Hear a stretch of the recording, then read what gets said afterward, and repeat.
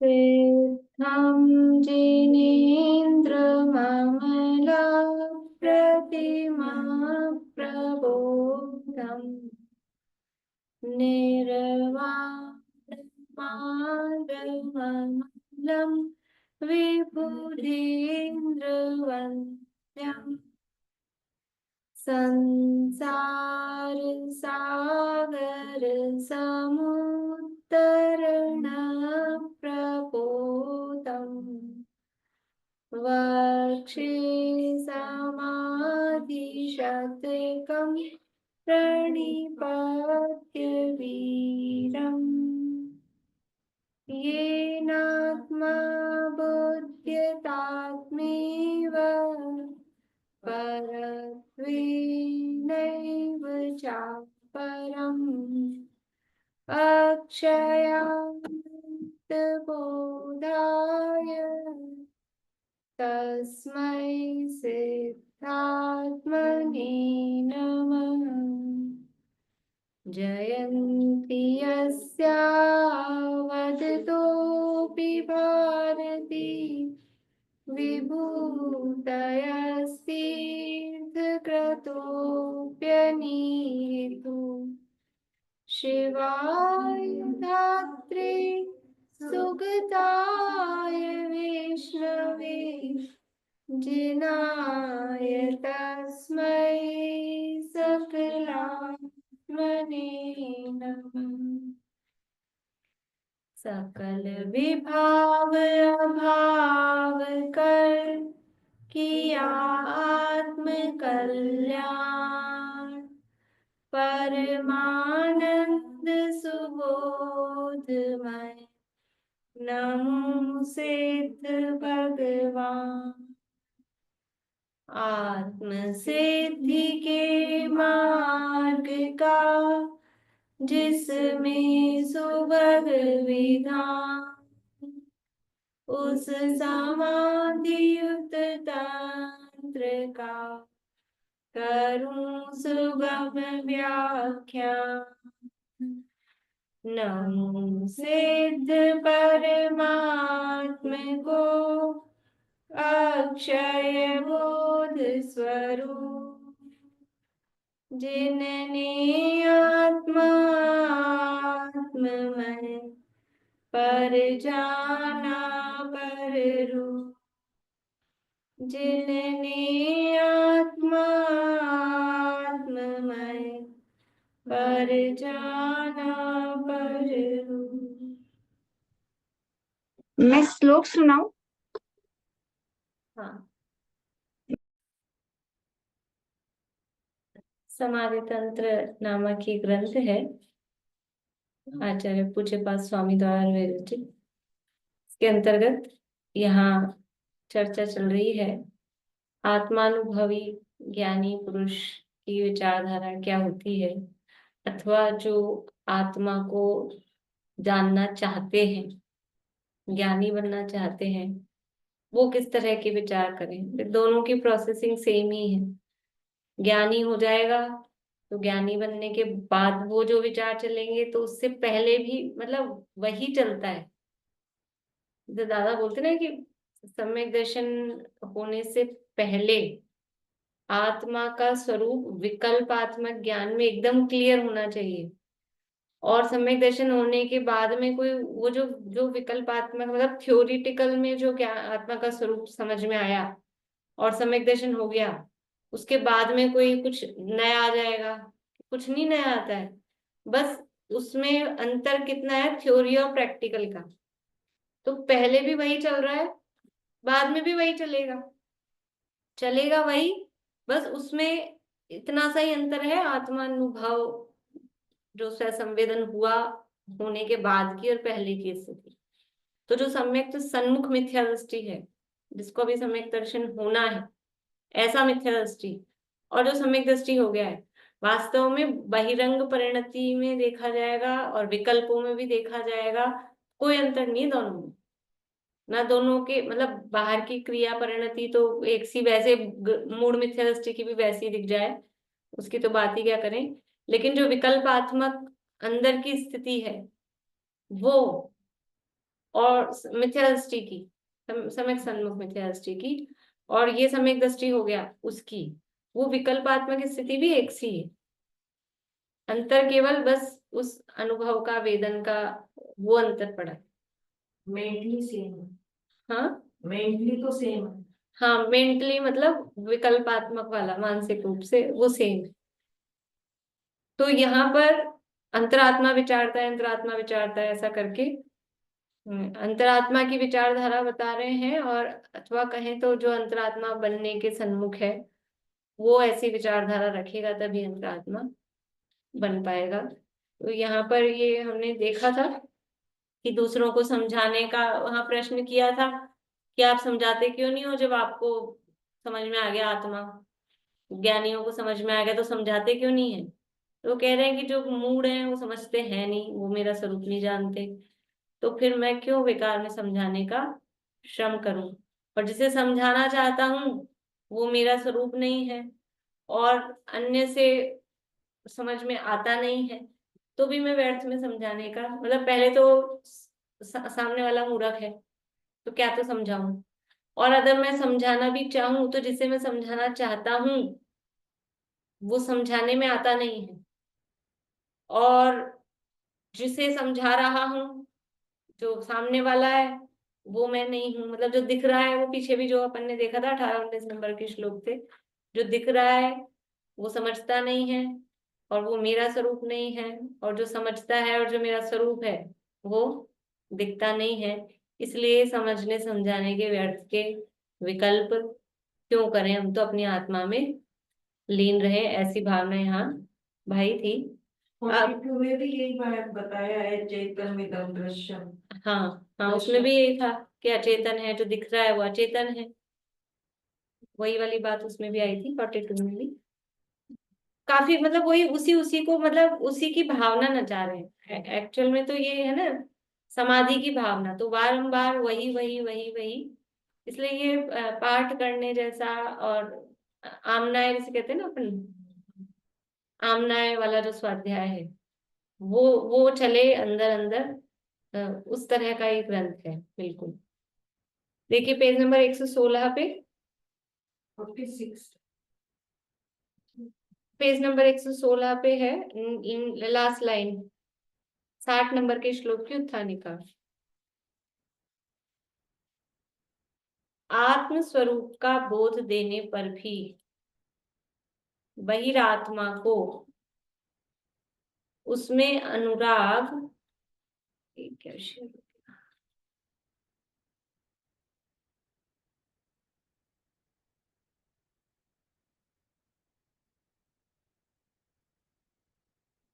तो वो तो बहिरात्मा। एक मिनट। आत्म स्वरूप का बोध देने पर भी बहिरात्मा को उसमें अनुराग संभवता यानी होता नहीं। आत्मा का बोध दिया, बहिरात्मा है मतलब वो मिथ्या दृष्टि, जो इससे पहले यानी एक कौन से नंबर का 15-8 वाले में जो कहा था कि वो मूड क्या है, मूड जानता नहीं है, वो जो मूड है ना बहिरात्मा, उसको आत्मा का बोध यानी ज्ञान दिया तो भी उसमें उसको अनुराग होता नहीं, आत्मा के प्रति प्रीति प्रेम भाव, ये मैं हूं ऐसा नहीं जागता है। मोह के उदय से उसको बाह्य पदार्थ में ही अनुराग होता है, ऐसा दर्शाते हुए कहते हैं। मतलब अंदर से किसी को कितना ही ऐसा कहो, मान लो कहने में कहो ये तुम्हारा बच्चा है, ये तुम्हारी माँ है, ऐसा, लेकिन ऐसा कह भी दिया, लेकिन जब तक अंदर से मतलब वो नहीं हो फीलिंग, ऊपर से ओढ़ा गया हो, तो वो अंदर से वो प्रीति नहीं आती, वो प्रेम नहीं आता है। तो ऐसे उसको कह दिया तुम तो ये आत्मा हो, ये शरीर तुम तोड़ो, ये भारी पदार्थों से क्या संबंध है, सब जड़ अचेतन है, विषयों में सुख नहीं है, कह दिया। कहने के बाद भी आत्मा में प्रेम कहाँ आता है, आत्मा में प्रेम नहीं आता, उसी में रस आता है, उसी में रुचि आती है, भारी पदार्थों में वही रुचि आती है। मतलब इससे भी ये भी समझ में आ रहा है कि अपन भले ही शब्दों में और वो कितना पढ़े, लेकिन अपनी रुचि कहाँ जाती है, प्रेम असली अपने को कहाँ जाता है, उन्हीं में जाता है। मतलब बैठते भी हैं तो देखो, जिसमें हमें रुचि और प्रेम और जिसका वो होता है ना, ऐसे करते हैं सपने में भी वही चलता है ज्यादा, मतलब जो जो विकल्पों में चल रहा हो, तो हमको सपने में कभी आया आत्मा? सपने में कभी आत्मा छोड़ो, कभी प्रवचन, बहुत ही रेयर है किसी को कभी आया, और वो प्रवचन में भी ये आया हो भीड़ है, ये है, वो है, फलाना आदमी कर रहा था। कोई प्रवचन में कोई दो चार वाक्य आत्मा के स्वरूप के वो आ जाए मतलब सपने में, ऐसा तो बहुत मुश्किल है। हाँ, कोई नाच गान, कोई यात्रा ज्यादा करता हो तो वो यात्रा, और ऐसे भले ही थोड़े बहुत शुभ भाव स्थूल वाले, वो भी बहुत रेयर है। अदरवाइज क्या चलता है? जैसे ही बैठ जाए फ्री होके तो क्या चलता है? जहां रस है, जहां रुचि है, वही, और जिसे अपना मानते हैं, ये मेरे काम है और ये मेरा है, और ये वही वही विकल्प चलते हैं। जो अपना काम जिसे समझ रखा है होता है ना अपन ने, वही वाले विकल्प चलते हैं। जो अपना काम नहीं है, झाड़ू पोछा वाली बाई आती है तो अपने को विकल्प चलते हैं, कल कैसे झाड़ू लगाएंगे, कल कैसे पोछा लगाएंगे। और भोजन बनाने का अपना काम लगता है अपने को, तो वो विकल्प चलते हैं, ये बनाना है कि वो बनाना है कि ये करना है। तो जहां अपनापन होता है वो विकल्प में चलता है, आत्मा में अपनापन ही नहीं है, विकल्प भी नहीं आते हैं उसके। इसलिए कह रहे हैं कि उसको बोध भी दो, कहो भी, तो उसमें उसको अनुराग होता नहीं है। मोह के उदय से उसे बाह्य पदार्थ में ही अनुराग होता है। श्लोक नंबर 60 है, बुलवाते हैं।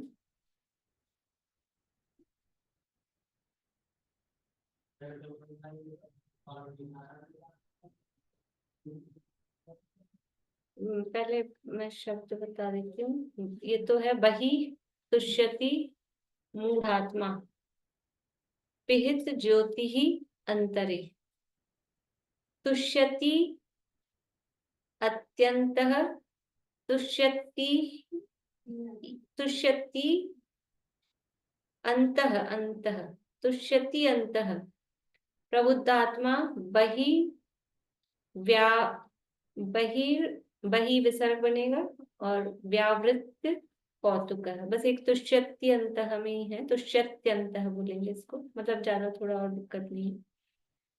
बहिस्तुष्यति मूढ़ात्मा, बहिस्तुष्यति मूढ़ात्मा, पिहित ज्योतिरंतरे, ज्योतिरंतरे, तुष्यत्यन्तः प्रबुद्धात्मा, तुष्यन्त तुष्यत्यन्तः प्रबुद्धात्मा, तुष्यन्तः प्रबुद्धात्मा, तुष्यत्यन्तः, तुष्यत्यन्तः प्रबुद्धात्मा, तुष्यत्यन्तः प्रबुद्धात्मा, बहिर्व्यावृत्त कौतुकः, बहिर्व्यावृत्तकौतुकः, बहिर्व्यावृत्त कौतुकः, बहिर्व्यावृत्तकौतुकः,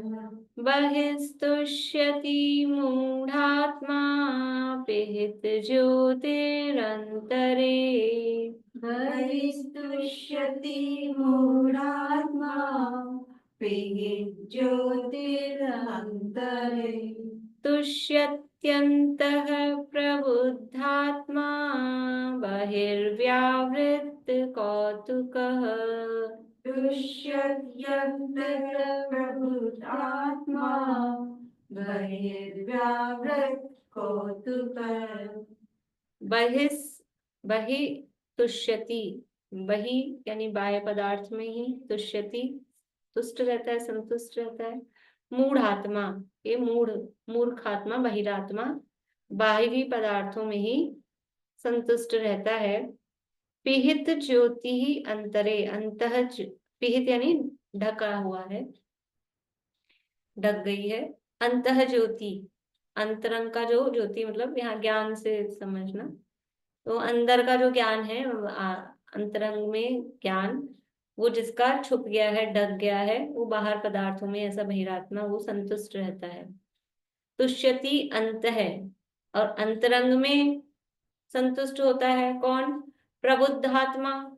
जो प्रबुद्ध आत्मा है वो तो बुद्ध आत्मा, देखो, बुद्ध तो ऐसे ज्ञान को ही कहते हैं, लेकिन हम लोक में वो बुद्धू शब्द से हो गया, तो वो बुद्धू आत्मा और ये प्रबुद्ध आत्मा।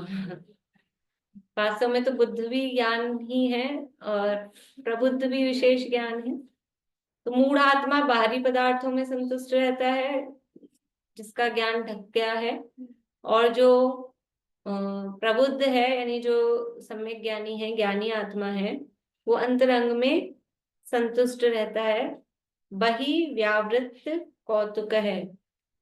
और जो बाहरी पदार्थ हैं उनसे व्यावृत्त, बाहरी पदार्थों में कौतुक मतलब उसमें ऐसा होता है ना कि कौतुक का मतलब है अ, उत्साह का अर्थ भी ले सकते हैं।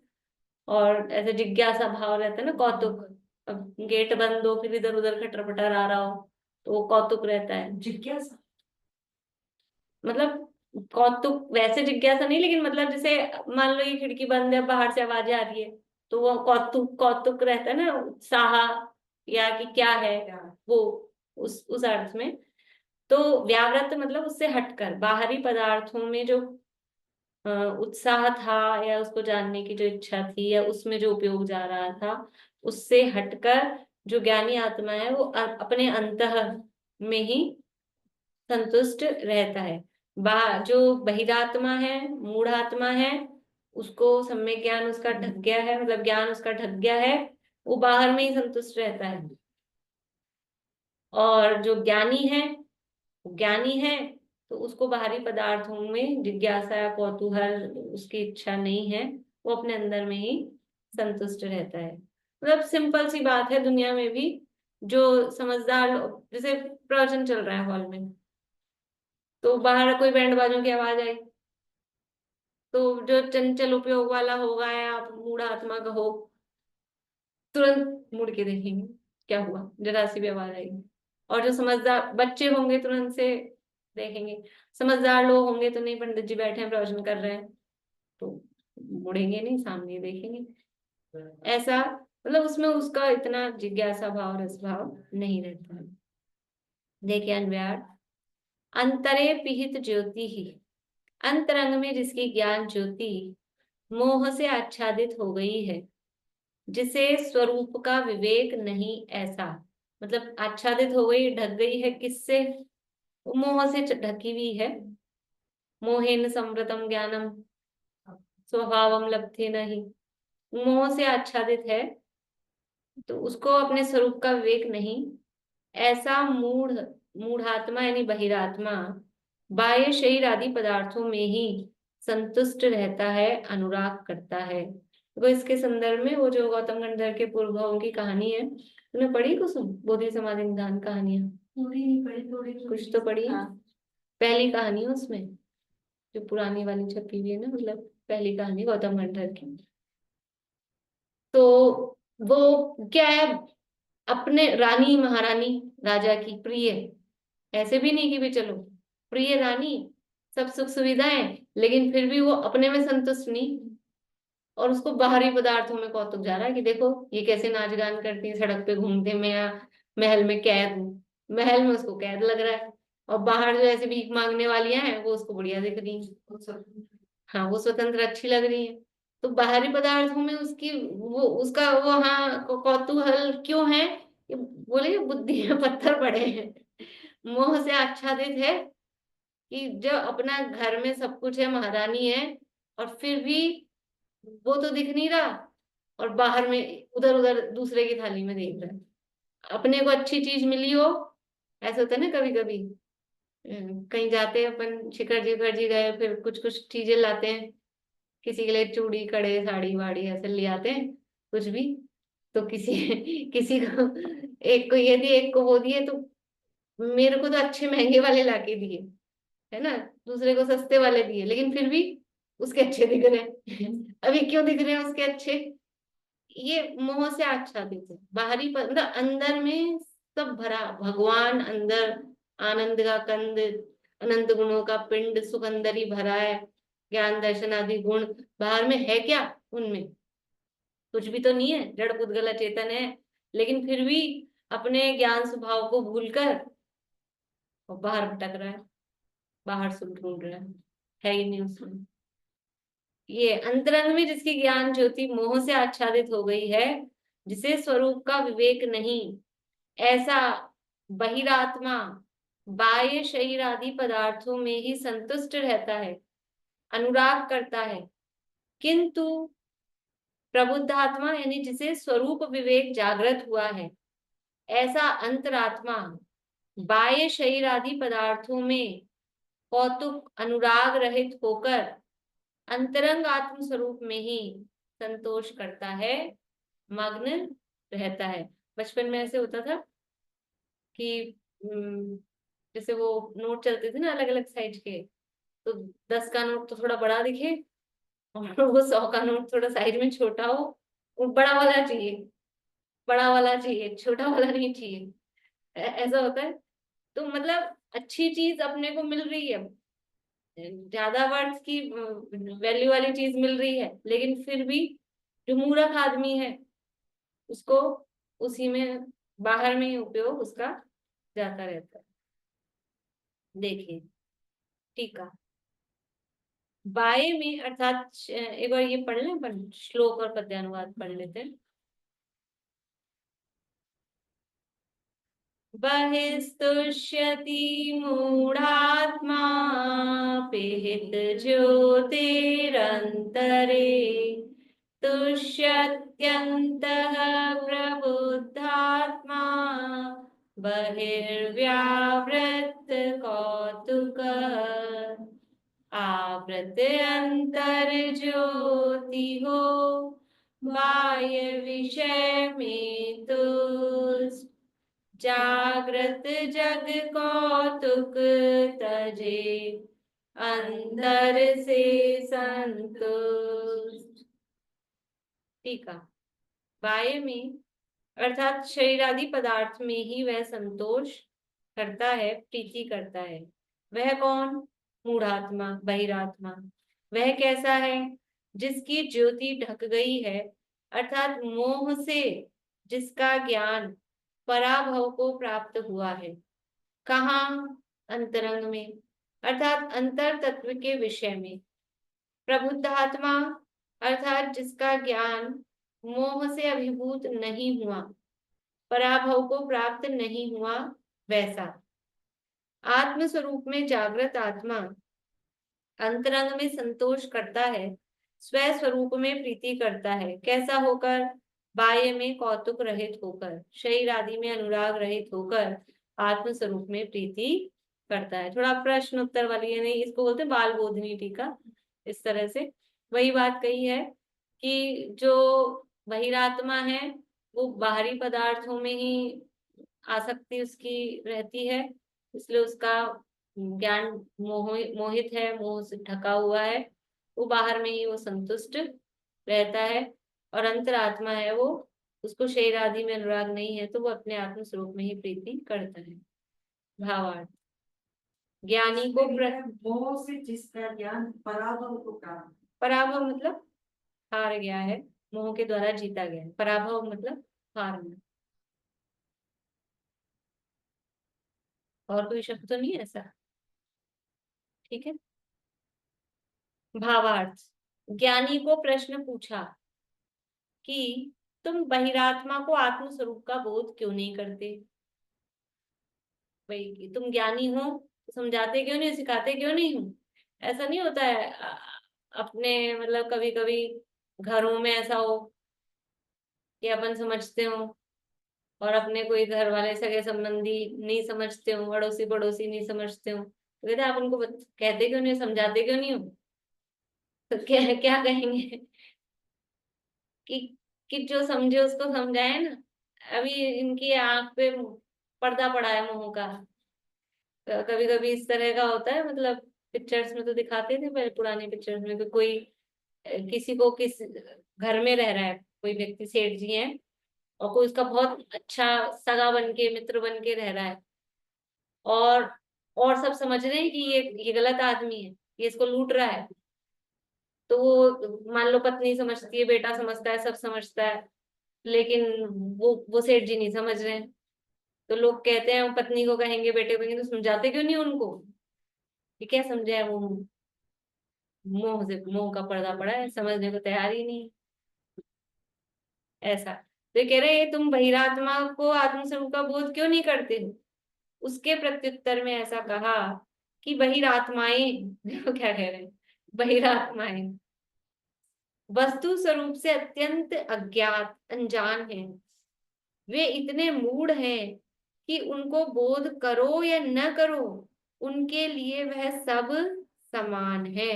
ये 58 वाले श्लोक में कहा था कि वो उनको समझाओ या ना समझाओ। अभी तो पढ़ के आए ना पिछले से पिछले हाल में, वही अभी मैंने कहा कि उसमें सब समान है, उनको क्या समझाएं, हम समझते हैं नहीं, मूर्ख आदमी है, मूर्ख को क्या समझाएं, समझेंगे ही नहीं, पता है ना, ये मानेगा ही नहीं। जैसे कुछ कुछ लोगों को ऐसे होता है, समझ लो किसी को थोड़ा बुजुर्ग हो जाते हैं या वैसे भी कोई इस तरह की प्रॉब्लम हो, बीमारी हो कि किसी किसी चीज का वो रहता है उनको, फोबिया जिसे ऐसे कहते हैं ना, ये काम करना ही है। अब अपन कितना ही समझाओ कि भाई नहीं जरूरत है, नहीं है नहीं, लेकिन करना ही है। तो अब बार बार में कोई कहे इनको बताओ इनको समझाओ, ये अब क्या समझाएं, इनको नहीं समझ में आएगी ना। ऐसा होता है कि नहीं समझ में आएगी, उसको समझाओ नहीं समझाओ सब समान है। आगे 2 नंबर, आत्म स्वरूप स्वयं संवेदन गम्य है, वह शब्दों द्वारा अन्य को समझाया नहीं जा सकता और वह समझते भी नहीं, इसलिए उनको बोध करना व्यर्थ है। दोनों पिछले जो श्लोक थे ना, मतलब तीनों समझ लो कंटिन्यूअसली हैं। पहले 58 में कहा था कि वो मूर्ख है, उनको समझाओ नहीं समझाओ समझते नहीं है। हाँ, और 59 में कहा कि वो आत्मा का स्वरूप है, वो समझाया नहीं जा सकता, उसको शब्दों में कहा नहीं जा सकता। अभी जो समझ लो ये रस रूपम वाली जो गाथा है, दिन में जो चालू की है अलिंग ग्रहण की, तो उसमें वो आत्मा कैसा है कि अव्यक्त है, उसको शब्दों से किस तरह से बोला जाए, बोला नहीं जा सकता है। और अलिंग ग्रहण में भी इस तरह की बातें अभी बोल आ ही रहे हैं। तो आत्मस्वरूप स्व संवेदन गम्य है, वह शब्दों द्वारा अन्य को समझाया नहीं जा सकता। किसी इंद्रिय के माध्यम से आत्मा ना तो इंद्रिय के माध्यम से जानता है, खुद भी इंद्रियों के माध्यम से नहीं जाता जानता है, अलिंग ग्रहण है, लिंग यानी इंद्रियां, तो इंद्रियों के माध्यम से जानता नहीं है और इंद्रियों के माध्यम से जानने में भी नहीं आता। ये मैं इस रसना इंद्रिय के माध्यम से आत्मा को बताऊं और आप कर्ण इंद्रिय के माध्यम से आत्मा को जानो, इंद्रिय के माध्यम हो रहा है ना, मैं रसना इंद्रिय के माध्यम से बोल रही हूँ, आप कर्ण इंद्रिय के माध्यम से सुन रहे हो, तो ये आत्मा इंद्रिय के माध्यम से कहने में नहीं आएगा, ये अलिंग ग्रहण है। और आत्मा कर्ण इंद्रिय के माध्यम से जानने में नहीं आएगा, ये अलिंग ग्रहण है। दो अलग अलग, आप दिन वाले तो कम दिख रहे हैं मुझे, 2-3 लोग ही हैं, पर ये समझ लो अभी आ गया ये इसमें बताते हुए साथ में, ये अलिंग ग्रहण 2 बोल हो गए, शुरू के 2 बोल, पहला और दूसरा, रत्न शाकाचार में परिशिष्ट में आज ही स्टार्ट किया, यही दो दो ही बोल स्टार्ट किया आज। ये दोनों बातें, बोल का क्या बोल मतलब जैसे पॉइंट्स पॉइंट्स 20 पॉइंट दिए हैं, अलिंग ग्रहण शब्द के 20 अर्थ किए हैं, तो ये 2 अर्थ 2 तरह से है। आत्मस्वरूप स्वसंवेदन गम्य है, वह शब्दों द्वारा अन्य को समझाया नहीं जा सकता और वह समझते भी नहीं, इसलिए उनको बोध करना व्यर्थ है। अब तीसरा पॉइंट दे रहे, इस श्लोक में कहा है कि अनादि मिथ्यात्व के कारण बहिरात्मा को स्वपर का भेद विज्ञान नहीं है, उसको आत्मस्वरूप का भान नहीं है, इसलिए वह शरीर आदि बाह्य पदार्थों में ही आनंद मानता है, उनमें ही अनुराग करता है, परंतु आत्म स्वभाव की महिमा लाकर उसमें प्रीति नहीं करता। मतलब ये तो अपन पढ़ते हैं सुनते हैं तो थोड़ा आत्मा और शरीर से अलग, मतलब मैं कुछ अलग हूँ, थोड़ा शब्दों में ऐसा है, वरना दुनिया में मैं अलग, मतलब सबको मृत्यु सबने देखी है, कुछ निकल गया और ये कुछ रह गया, इतना सबको समझ में आता है, लेकिन फिर भी यहाँ जब खुद की बात आती है तो वो भिन्नता समझ में ही नहीं आती, मतलब इतना बदल जाता है। अभी हमारी बुआ की डेथ हुई ना, तो अभी तक तो कह रहे थे भाई बुआ कैसी है क्या है, मतलब ऐसे करके। और जैसे डॉक्टर ने कहा कि भाई नहीं है, तो फिर ऐसे नहीं बोल रहे बुआ को ले आए क्या, बॉडी आ गई क्या। वो बॉडी हो गई 1 मिनट में। तो हॉस्पिटल से ऐसे नहीं बोल रहे हॉस्पिटल से आ गई क्या बुआ, बॉडी आ गई क्या। मतलब इतना समझ में आ रहा है कि वो बॉडी रह गई, लेकिन फिर भी ये नहीं समझ में आता है कि जब आप खुद पे आती है तो भेद ज्ञान नहीं ख्याल में आता। बोलने में सब मतलब चल रहा है, श्लोक में भी चल रही है ये चीज, लेकिन नहीं समझ में आती है।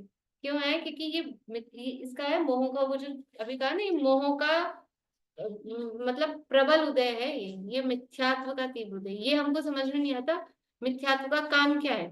और ये भी सोचते हैं अच्छा उसकी डेथ हुई है उसके लिए, लेकिन ये मानने को तैयार नहीं होते कि हमारी भी होगी। ये है मिथ्यात्व का काम। क्या है मिथ्यात्व का काम, कि हम भेद विज्ञान करने के अवसर मिलते हैं, पद पद पर मिलते हैं, ऐसा नहीं नहीं मिल रहे, दिन भर में खूब मिलते हैं, लेकिन ये मोह का उदय इतना तीव्र मतलब वो आता है कि अवसर मिलने पर भी बुद्धि नहीं चलती भेद विज्ञान की तरफ। ये है ये मिथ्यात्व का काम।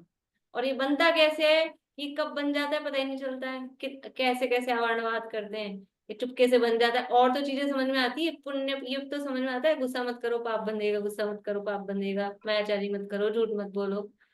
लेकिन ये हिंसा झूठ चोरी कुशील परिग्रह से अलग, ये इन सब को मैं, ये मूर्छा का परिणाम, और ये पर पदार्थों में अपनेपन का परिणाम, और देवशास गुरु की विराधना अवर्णवाद, ये जो हमको मोह का बंधन करा रहा है, मिथ्यात्व बन रहा है, और उसके उदय में ये फल आ रहा है, ये रिजल्ट समझ। लेकिन लेकिन है ना, आत्मा का स्वरूप तो अपन मति ज्ञान से समझते तो है ही ना।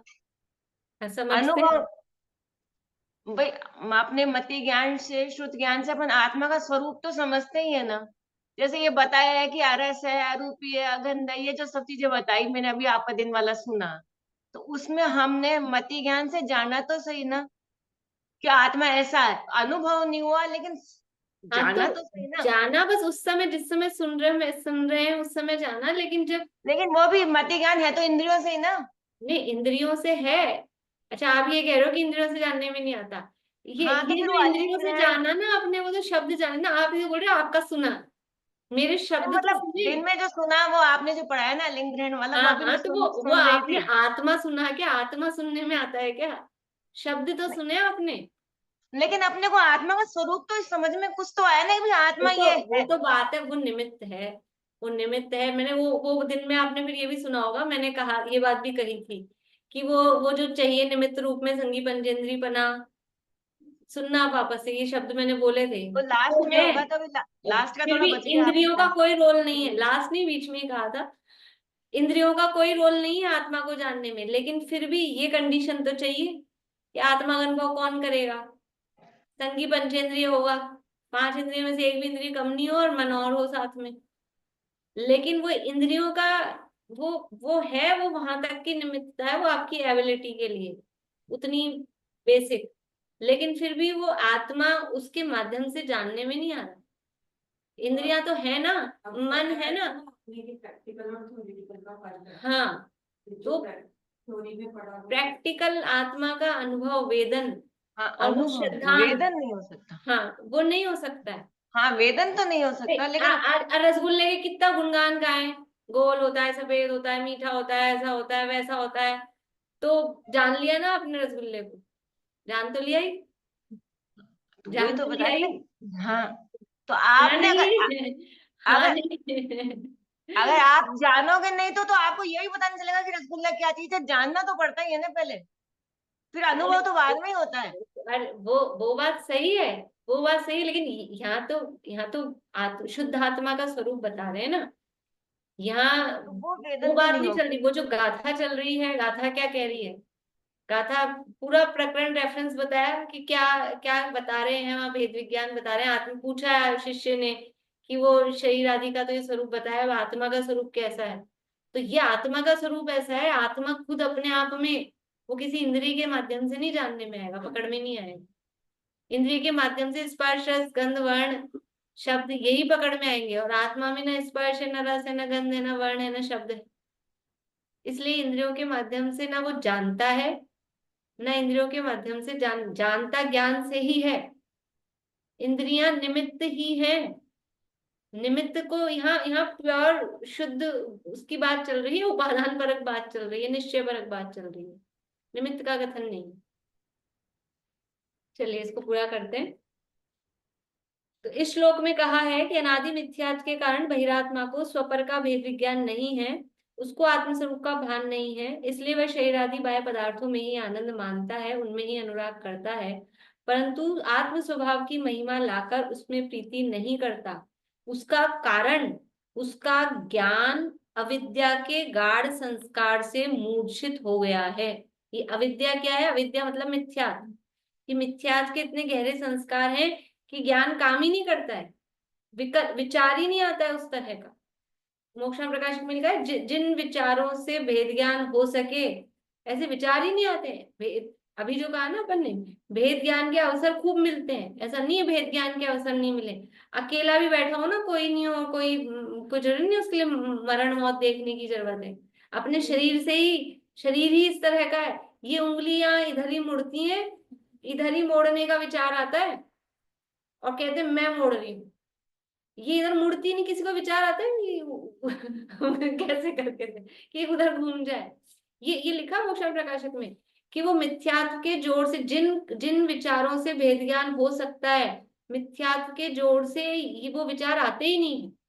ये कर्ता बुद्धि के विचार आते हैं, शरीर को मैं चलाता हूँ, और हमेशा कभी अपने कोई विचार आता है हाथ को उधर मोड़े, हाथ दो, ये इधर ही मुड़ता है, इधर ही मोड़ते हैं, और इधर ही विचार आता है मोड़ ले खोल ले, मोड़ ले खोल ले। कभी किसी को विचार ही नहीं आता उल्टा कि इधर घुमा ले। क्यों नहीं आता है ये विचार? ये मिथ्यात्व, ये मिथ्यात्व का प्रबल जोर है। ये अविद्या के गाढ़ संस्कार से मूर्छित हो गया है, आच्छादित हो गया है। वह अंतरात्मा को विवेक ज्योति प्रकट हुई है, इसलिए उसको शरीर आदि बाह्य पदार्थों में प्रीति नहीं है, उनमें उसे कहीं सुख भासित नहीं होता। वह उस ओर से बहुत उदासीन रहता है। वह वहां से हटकर स्वसन्मुख होकर आत्म स्वरूप में स्थित होने के लिए सदा प्रयत्नशील है। जहां उसको ऐसी ज्ञान दशा वर्तती हो, वहां उसे अन्य को बोध देना रुचिकर कैसे लग सकता है? रुचिकर नहीं लगता है। देखो मुनिराज कितने हुए हैं, कितने मुनिराज हुए हैं? वैसे बोला जाए तो अनंत हैं, और अपन समझ लो करोड़ों करोड़ों शिखर जी वगैरह से अपन बोलते हैं। और ये अपने को जो शास्त्र जिन्होंने लिखे हैं वो कितने से हैं? लिस्ट दी है जैन सिद्धांत कोश वगैरह में, देखेंगे ना इतिहास वगैरह, गिनती के हैं, गिनती के हैं। 200, 400, 500, 1000 बोल लो, ज्यादा से ज्यादा, इतने भी नहीं है, लेकिन अपन ज्यादा ले लो तो भी तो। और इतने लाखों करोड़ों अरबों खरबों हो गए कि अपने आत्मा के आनंद में लीन थे, विचार ही नहीं आया कि लिखूं कि बोलूं कि उपदेश दूं, क्या करना, अपने आनंद भोगो। किसी जिनको विकल्प आ गए ठीक है, कदाचित, नहीं तो उनको रुचिकर ही नहीं लगती बाहर में, क्या करना। जैसे अपने को विद्वान दिखते हैं थोड़े से, 10, 20, 50, क्या अपने भारत में इतने ही विद्वान है? अरे हर जगह खूब विद्वान है, लेकिन कोई जरूरी नहीं सबको यही विकल्प आए कि यहाँ यहाँ जाऊं, यहाँ जाऊं, यहाँ प्रवचन करूं, इनको बोलूं सुनाऊं। सब अपने अंदर में अपना आनंद भोगते हैं। पर जितने नामी विद्वान दिख रहे हैं ना, उससे भी अच्छे गहरे गहरे अध्ययन करने वाले अपने घर में अलग मतलब हैं, हम जानते ही नहीं होंगे। ऐसे भी लोग हैं दुनिया में, और वो समझते हैं कि यहाँ ये गलत चल रहा है, वो गलत चल रहा है, किसको कहना क्या कहना, अपना सही पढ़ो, सही सुनो और सही अनुभव करो। उनको विकल्प ही नहीं आता है कि ज्यादा के फिर किसी को झंडा गाड़ेंगे, नाम करें कि ऐसा नहीं, सब तरह का। तो इसलिए जिसको ऐसी ज्ञान दशा वर्तती है तो अन्य को बोध देना ये रुचि का विषय नहीं है, दूसरे को उपदेश देना ये ज्ञानियों की रुचि का विषय नहीं है। विकल्प आ जाता है, वो राग के वश आ जाता है कि इनको भी बता दे, समझा दे, लेकिन फिर भी उस विकल्प में उनको रुचि नहीं होती। ये यहाँ कहना चाह रहे हैं, क्योंकि कह सकते हैं हम तो ज्ञानियों को उपदेश देता हुआ देखते हैं हम तो, कि आ जाता है, विकल्प आ जाता है, राग की भूमिका में विकल्प आएगा, लेकिन फिर भी अंदर से उसके उस विकल्प के प्रति रुचि, राग कि नहीं मेरे को तो देना ही चाहिए और मेरे को तो समझाना ही चाहिए और अब इसको समझना ही चाहिए, ऐसा राग उसको नहीं होता है। सामने ऐसा वाले है की यार। पात्रता भी दे। हाँ, पात्रता तो है ही, पात्रता देख के ही विचार आता है, अदरवाइज तो विचार ही नहीं आता है, वो तो है ही बात। चलिए जिनवाणी से करते हैं।